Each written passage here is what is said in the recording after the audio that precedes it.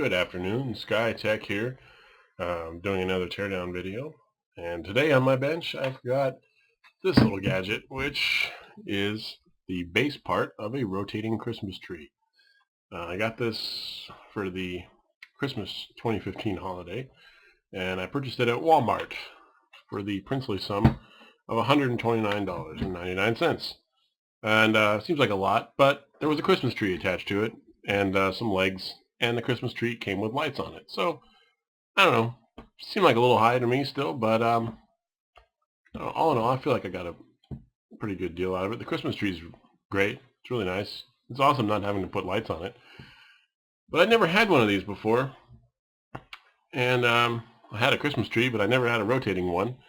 And I was kind of intrigued by this little thing here. See, it's got this, the Christmas tree goes in here, the legs attach here to stabilize it, and then this plug rotates with the Christmas tree so that your lights don't get tangled around the base. It has this little switch here which controls the rotation, but not the lights. The lights are just on whenever you have this plugged in. It has a sticker on it here which says that it's rated for 3.4 amps, which is about 408 watts on our American voltage over here. The base part is, it's heavy. It's got 4 little screws in it down here, and I was getting ready to bust out my Phillips screwdriver earlier, and in preparation for making this video, and I noticed these actually aren't Phillips. These are those weird little triangle head screws that you hardly ever see, but are normally associated with children's toys for some reason, and I generally associate it with just really super cheap mass-produced crap from China, because I think they don't really, they put them in there because they don't want you trying to get in and fix something. Luckily, I'm a man of many screwdrivers, and I just happen to have the exact screwdriver for the job. So let's get into this thing, and we'll take a look at what's inside. I should say my main motivation for, I'm going to need another screwdriver. My main motivation for taking this apart is the fact that when I got this thing, it was completely silent. It rotated without making any noise. It was eerily silent, in fact. But by the time the Christmas holiday was over and I went to pack this thing up, it was making a slight, almost imperceptible grinding noise as it rotated. Which, I don't know, I attribute that to just probably cheap plastic gears. I'm assuming this is going to have a couple of gear rotations, probably, or gear reductions, pardon me. And then probably somewhere, if you look at this lump here, I'm guessing this is going to be one of those little AC motors with the gear head attached to it that you see in like clocks and timing devices and stuff like that. They rotate at a very low RPM, and they're usually about 4 watts. So let's get this open. And let's take a look.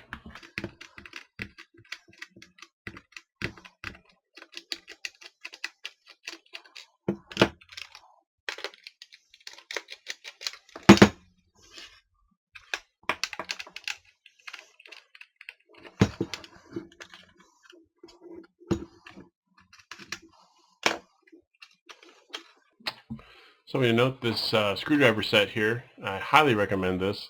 This is from ifixit.com, and it's not the cheapest screwdriver set I've ever bought, but it's definitely the one I use the most often. It's got all kinds of stuff that you don't get in other sets. It's got this lovely little triangle bit, first of all, and it's got all the really tiny little Torx screwdrivers with the hole in the middle, security bits. It's got the Phillips that only have 3 vanes. It's got, I don't know what those are called, but it's got all kinds of cool stuff. It even has a little magnet up here. It's got this bendy part, which you can put in here, which I've actually never really had a need for, but seems kind of cool. And I highly recommend that set. So now that we're in here, let's, ooh, I hear ball bearings. Okay, I may have just made a mess of this. I should also mention that I have to get this back together. Oh, shit. I have to get this back together or my girlfriend will be very upset with me. we're planning to use this again next year. Yes, there are ball bearings. Oh crap, they're getting everywhere. Okay, let's put those in here. I'm going to put all the ball bearings in there.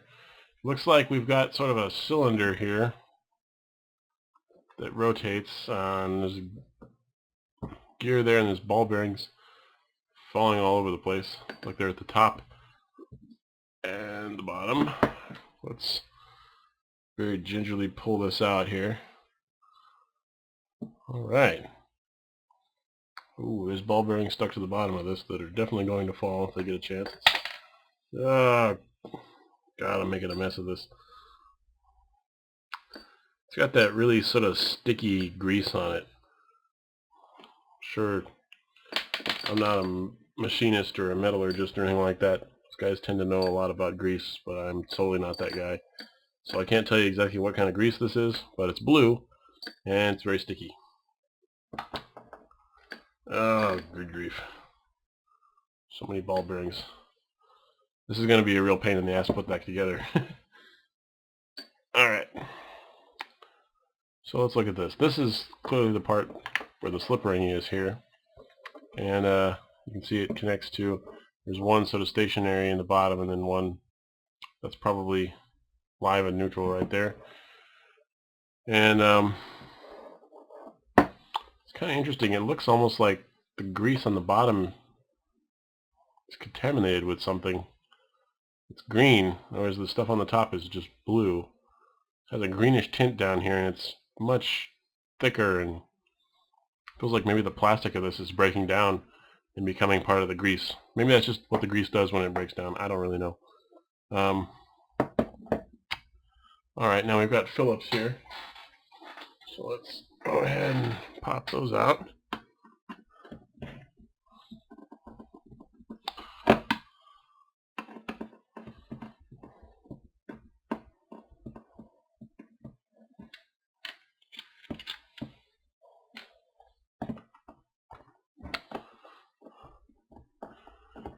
I do notice there's doesn't really seem to be much signs of wear on the gears themselves. Of course, we're just kind of barely getting into this thing, so I can't really say anything yet. But this main gear here that attaches to the cylinder seems fine.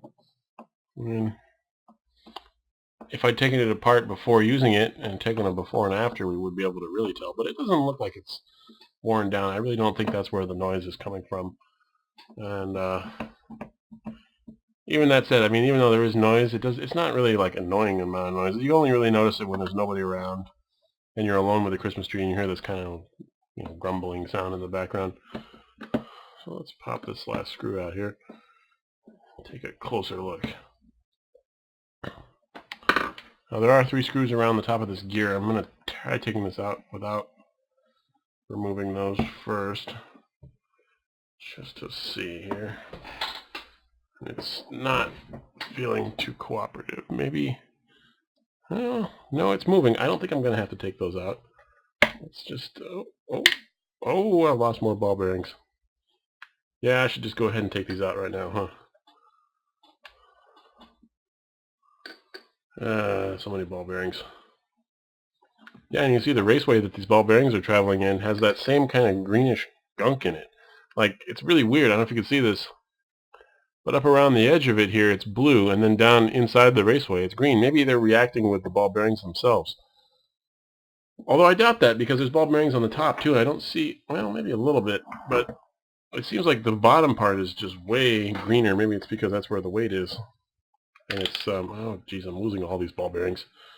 They're dropping down further into the mechanism. This is bad. Okay. Come on. Oh, there we go. It came off quite easily. And, yep, it's one of those little gear motors I was talking about. And it looks like that just slots in the back of this gear here. It's in there pretty loosely. And, plastic bearing. No real matter. I mean, it's not carrying a lot of weight, but let's go ahead and dump these bearings out. Steel balls. Don't want those falling around causing trouble in here. Alright, now this doesn't look too bad. In all honesty, it's better than I thought it would be. It's got, you know, those little crimp-on wire nut things on the connections. It's very simple, not a whole lot in here. Just this motor, this little switch to control the motor. Let's plug it in and see if we can still hear that grinding sound, huh?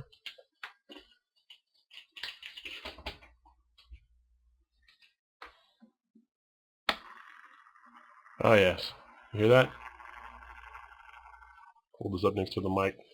Yeah, there's definitely it's definitely coming from inside the gear motor itself. Yeah, it's quite loud now with the case open like this. Let's focus this out a little bit. So, not really a whole lot you can do about that, but I don't think it's gonna crap out anytime soon. And if it does, these motors are pretty ubiquitous, so I'm sure I can find a replacement. I'll unplug this now. All right. These little contacts here don't really show any signs of wear, and the slip ring on the bottom of this, I mean, it's got a little line traced around it, obviously, but it doesn't look like it's going to wear out anytime soon. So yeah, I mean, not a bad build, really. Oh, I see something interesting here. Look at this. Let's focus, please. Focus, you fucker. Okay.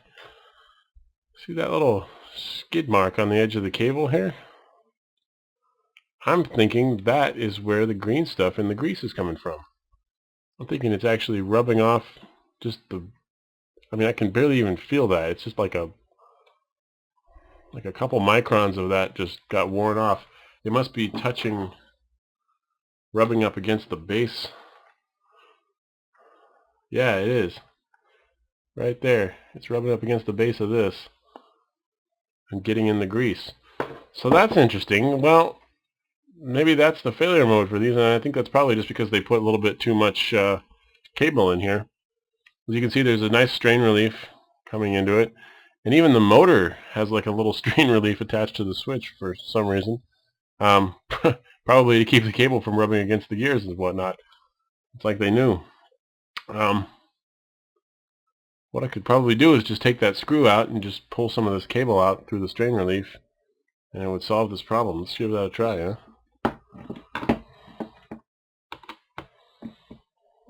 Well, that screw's very loose. Okay. Let's see if it'll let me pull on a little bit through here. No. Okay. Let's take that all the way out.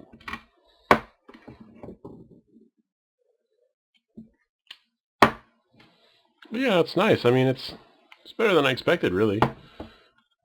I mean, it's not like it's a really complicated piece of equipment. There wasn't a whole lot for the Chinese to screw up, but it's really not bad. There's a thing in the manual for this that says it's only recommended for use for 1 season's worth of use, which I find kind of ridiculous because, I mean, what's the point of buying a fake tree? If I'm only going to use it for 1 season, I might as well just get a real one. They're a lot cheaper. But I plan to use this next year. It's quite nice having a rotating tree. I wasn't sure about it at first. It seemed like kind of a weird thing. I'd never had one before, and I don't know. It seemed like it'd be sort of annoying. But it's nice.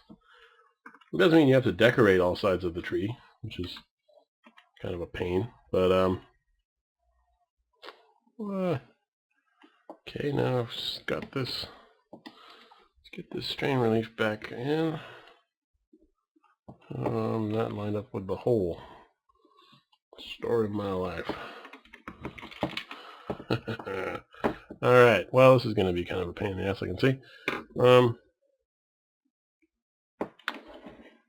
But as you can see, that did sort of cure the problem. The cable's way down here now. It's not even anywhere near the problem area there. Ooh, I've got it in the hole, chaps. I've got it in the hole. Finally. Ha-ha! Alright. Well, I think we may have cured that problem. And I'll probably put some more grease on this thing at some point, but I'm not going to worry about it a whole lot because there's just a shitload of it still on here. And yeah, all in all, I'd say this is a pretty good product. I'm going to put it back together, and I'm going to use it again Christmas 2016.